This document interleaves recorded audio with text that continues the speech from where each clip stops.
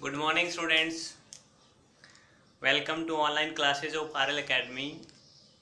Tribal Dikus and vision of golden age chapter हमारा चल रहा है बेटा।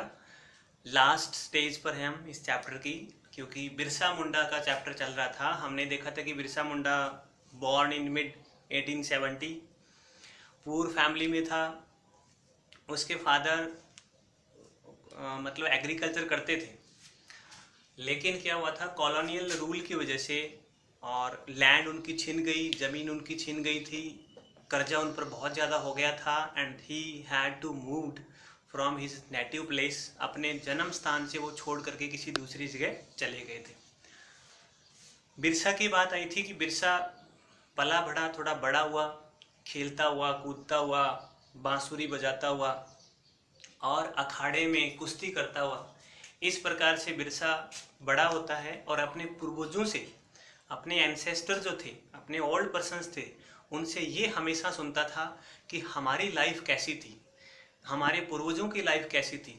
वो एक गोल्डन एज था, उसमें हम अपनी ज़मीन के मालिक थे, हनी कलेक्ट करते थे, पलास और शाल, सागवान, सैंडलवुड, इन सब का हम ट्रेड करते थे। कुसुम और पलास का ट्रेड हम करते थे, एग्रीकल्चर हमारी होती थी, जूम कल्टीवेशन हम करते थे। ये सब उस एक नौजवान, एक बच्चे के दिमाग में हमेशा घूमता रहता था। और जैसे जैसे वो बड़ा होता है तो उसकी जो एक्शन आप कह सकते हो, उसकी जो प्रतिक्रियाएं हैं, उसके जो माइंड थॉट है, वो ये सेट हो गया कि मुझे वो गोल्डन एज वापस लाना है। ठीक है, सो आगे उसी चैप्टर को मैं बढ़ाता हूँ। पहला उन्होंने क्या किया, बिरसा मिशनरीज तो थी, मिशनरीज होती बेटा जो धर्म प्रचारक होते हैं, धर्म के प्रचार करने वाले। ठीक है, चाहे वो हिंदू हो, मुस्लिम हो। और जो क्रिश्चियन थे वो बहुत ज़्यादा यहाँ गए थे, ब्रिटेन से, इंग्लैंड से यहाँ पर आए थे अपने हिंदू और मुस्लिम्स को क्रिश्चियन बनाने के लिए। ज़बरदस्ती वो बनाते थे, अपने धर्म का वो प्रचार करते थे। तो हालांकि जो हिंदू प्रचारक थे उनसे भी बिरसा मुंडा मिलता था, मुस्लिम प्रचारक थे उनसे भी मिलता था, और इस्लामिक जो प्रचारक थे उनसे भी मिलता था। और वो सभी ये कहते थे कि देखो, अगर हमारा हक है, हमारा हक कोई छीनता है तो उसके खिलाफ हमें लड़ाई लड़ना चाहिए। ठीक है, सो यहाँ से स्टार्ट करें। Birsa wants to reform tribal groups. पहली बात तो ये था कि मिशनरीज जो भी थी वो यही कहती थी कि अपने आप को स्वस्थ रखो, स्वच्छ रखो, अच्छा रखो। माइंड सेट तभी होगा जब आप अपने आप को सही रखोगे। तो उसने ट्राइबल्स ग्रुप को रिफॉर्म करना, यानी उनमें सुधार करने की कोशिश की। और सुधार करने में मैंने ये कहा था कि ही वांटेड, या उसने सजेस्ट किया अपने ट्राइबल ग्रुप्स के लोगों को कि give up drinking the liquor, शराब का सेवन बंद करें। Stop to believing in witchcraft, sorcery, superstitions, कि अंधविश्वास, काला जादू, जादू टोना, इनमें विश्वास करना बंद करें। ये बातें बिरसा ने किससे कही, अपने लोगों से कही। इसके बाद देखो क्या होता है, Birsa was against Hindu landlords and missionaries. Birsa ने बहुत ज्यादा इनसे सीखा, लेकिन वो हमेशा इनके खिलाफ था। क्यों खिलाफ था? देखो, बिरसा ये सोचता था कि ये जो मिशनरीज हैं, ये जो हिंदू लैंडलॉर्ड्स हैं, ये जो मनी लैंडर्स हैं, यही हमारी दुर्दशा के कारण हैं। इन्होंने हमारी ज़मीन को छीना है, इन्होंने हमारे लॉ बना दिए तो हम जूम कल्टीवेशन नहीं कर पा रहे। ठीक है, स्टेट लॉ, फॉरेस्ट लॉ लगा दिया, जिसकी वजह से हमें बहुत चीज़ें नहीं मिल रही हैं जो हमारी थी। तो शुरुआत में क्या होता है कि इन सब के खिलाफ था बिरसा मुंडा। उसके बाद क्या होता है, देखो ये डेट एक इंपॉर्टेंट याद रखना, 1895 he urge his followers to regain golden age. Golden age का मतलब था, जिसको उसने सतयुग कहा है, द एज ऑफ ट्रूथ। उसने ये कहा कि जो सतयुग हमारा था, जो गोल्डन एज था, मेरे जितने भी फॉलोअर्स हैं या मुझे जो जितने भी मेरी बात को सुनने वाले हैं, वो एक लड़ाई लड़ें, एक रिबेल करें, एक रिवोल्यूशन करें इन मनी लैंडर्स के खिलाफ, इन मिशनरीज के खिलाफ और इन्हीं हिंदू लैंडलॉर्ड्स के खिलाफ भी, कि इनको यहाँ से भगाओ। और हमारा गोल्डन एज क्या था, जिसमें वो अपने खेतों के मालिक थे, और जैसे नेचुरल, जितना भी नेचर के जो चीज़ थी वो उनकी खुद की थी, चाहे वो फॉरेस्ट हो, चाहे वो कल्टीवेशन हो, चाहे वो हनी हो, चाहे वो एनिमल्स हो, all were belonging only to the tribal groups. अब क्या हो गया था, वो उनका था नहीं, तो वो जो एज था, उस एज को, उस सतयुग को वो वापस लाना चाहता था। कौन? बिरसा मुंडा। और ये बात बिरसा मुंडा ने किससे कही? अपने फॉलोअर से। आगे देखो, मुंडा मूवमेंट होता है, फिर मुंडा मूवमेंट या बिरसा मूवमेंट जिसको बोला जाता है, बिरसा मूवमेंट या बिरसा लड़ाई, भगवान मुंडा की लड़ाई जिसको भी कहा जाता है। देखो पहले क्या था कि पहले वो मनी लैंडर्स और इनके खिलाफ था, तो ब्रिटिशर को इनसे कोई ज़्यादा तकलीफ नहीं हुई। देखो होता क्या है, ब्रिटिशर क्या करते थे, अपना मनी लैंडर बैठा दिया गाँव में ले जा करके, वो मनी लैंडर वो मिशनरी उन ट्राइबल ग्रुप से पैसा हड़पता या उनकी सामान को हड़पता और किसको पहुंचाता, ब्रिटिश गवर्नमेंट को।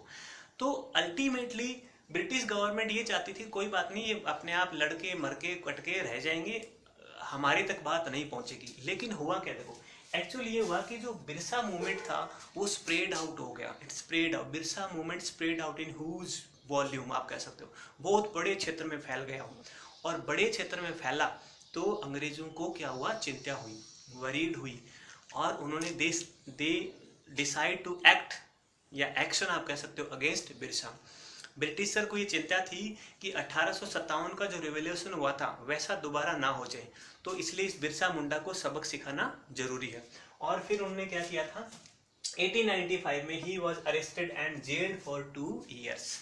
1895 में ही ये रिवॉल्यूशन स्टार्ट होता है। उसी साल अंग्रेजों ने गिरफ्तार कर लिया कि you are reverting our people, ठीक है, आप हमारे लोगों को भड़का रहे हो, हमारे खिलाफ कर रहे हो, तो आपने राजद्रोह है, ठीक है, जिसको राजद्रोह बोला जाता है, आपने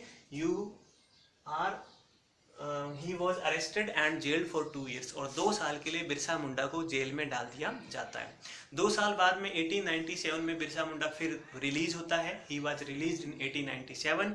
जेल से छुट के आते ही वो गाँव का दौरा करता है, गाँव गाँव जाता है, लोगों से मिलता है और ये अपील करता है कि हम सब एक हैं। अगर हमने देखो लड़ाई लड़ी तो अंग्रेजों की नींव हिल गई थी, अगर हम और संगठित होकर के और एक साथ मिल करके लड़े तो इन अंग्रेजों को यहाँ से भगा सकते हैं। तो उसने क्या किया, देखो यूज ट्रेडिशनल सिंबल्स, ठीक है, ट्रेडिशनल सिंबल जो उनके पारंपरिक जो इशारे थे, पारंपरिक जो सिंबल्स कह सकते हैं, प्रतीक चिन्ह जिनको बोला जाता है, उनको यूज किया। और अपनी लैंग्वेज, देखो आदिवासियों की लैंग्वेज है, हर कोई नहीं समझ सकता। आप हिंदी और इंग्लिश में बात करोगे तो everyone can understand you very in better way, but if you talk about in your local language then very few people या rare people can understood you, ठीक है, बहुत ही कम लोग आपको समझेंगे, मतलब उस ट्राइबल्स की मैं बात कर रहा हूँ। तो उसने ट्रेडिशनल सिंबल का उपयोग किया, लोकल लैंग्वेज का उपयोग किया और गांव गांव घूम करके लोगों में ये एक मतलब आस जगाई, लोगों को ये प्रेरित किया कि now it's come, time has come to raise up, stood up and rebel against the Britisher, money lenders, Hindu landlords, missionary, जितने भी लोग हैं ये सब इनके खिलाफ लड़ाई लड़ना है। और डिस्ट्रॉय रावणास, उसने कहा ये रावण है, ये क्या है, रावण है, ये रावण, उसने रावण कहा है। इन सबको यानी हिंदू लैंडलॉर्ड, मिशनरीज, ब्रिटिशर्स, डाइकूज, इन सबको उसने रावण कहा है। यानी इन रावणों को यहाँ से भगाओ, इन डाइकूज को यहाँ से बढ़ाओ एंड रीगेन गोल्डन एज। और हमारा जो सतयुग था, हमारा जो सत्य का, जो ट्रुथ का, हमारा आपसी प्रेम भाईचारे का, जो सहयोग का जो समय था, जो एज थी, उसको हम वापस लाएं, उस गोल्डन एज को हम वापस लाएं। ये सब बातें किसने बताई, बिरसा मुंडा ने। तो अल्टीमेटली देन क्या होता है कि 1900 में, यानी छोटी सी उम्र में ही डाइड विद कॉलेरा से उसकी डेथ हो गई थी बिरसा मुंडा की। और इस प्रकार से उसकी डेथ के साथ ही ये जो चैप्टर था ये भी खत्म हो गया, मतलब बिरसा मूवमेंट खत्म हो गया, क्योंकि कोई लीडर नहीं बचा था। तो लीडर नहीं बचा होता तो फिर वो लोग रिबेल नहीं कर पाते थे। फिर दो बहुत ही मोस्ट इम्पोर्टेंट बात बचती बेटा कि वो मर तो गया लेकिन अपने पीछे एक बड़ी कहानी, अपने पीछे एक बड़ा सा चैप्टर छोड़ गया। और उसने दो बातें साफ होती हैं कि बिरसा मूवमेंट से क्या क्या परिणाम आप कह सकते हो और क्या क्या सीख हमें मिलती है, वो मैं बात करूं तो पहले तो क्या है, बिरसा मूवमेंट से एक तो ये परिणाम आप कह सकते हो, रिजल्ट कह सकते हो, या फिर ये कह सकते हो कि उससे क्या प्रभाव पड़ा। Government introduce land law, government यानी ब्रिटिश कॉलोनियल जो गवर्नमेंट था उसने जमीन सुधार के नियम लागू किए।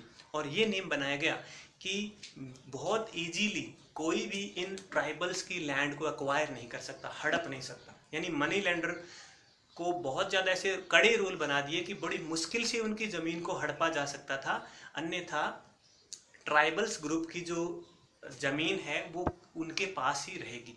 ये बड़ा सा इम्पैक्ट था बिरसा मूवमेंट का। और दूसरा, tribal people can fight against any power. और एक उन्होंने ये आप कह सकते हो एक क्रांति आई, एक सीख आई, समझ आई कि we can fight against any person. अंग्रेज बहुत बड़े थे, उनकी सेना बहुत बड़ी थी, पावर बहुत था, लेकिन फिर भी हम उनके खिलाफ लड़ सकते हैं। We have power, we are so strength, if we want to win then come together and let's fight against the britisher. तो ये दो मेजर बातें, रिजल्ट या परिणाम किससे आते हैं? बिरसा मुंडा से। ठीक है, तो ये चैप्टर था बेटा अल्टीमेटली ट्रेडिशंस था, कल्चर था और बिरसा मूवमेंट था।